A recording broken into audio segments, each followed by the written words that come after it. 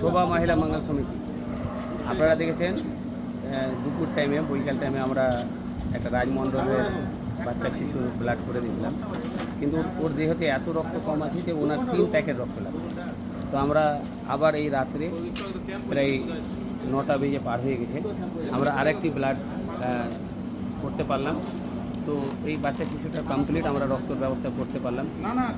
খুব ভালো লাগছে এবং আমাদের শোভা মহিলা মঙ্গল সমিতি সবসময় চেষ্টা করছে যে যেন কমপ্লিট মানুষের সেবা দিতে পারি, মানুষের পাশে দাঁড়াতে পারি এবং সেবা করতে পারি। এবং আজকের তারিখ হচ্ছে 15/7/2024।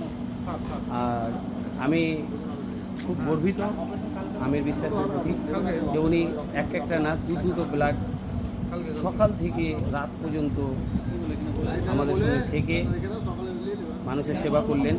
এবং আমি চাইব যে রাজমণ্ডল যেন সুস্থ হয় এবং ভবিষ্যতে বড় হয়ে যেন আমাদের সমাজে দেশের জন্য যেন এইভাবে মানুষের পাশে দাঁড়ায় বা সেবা করে।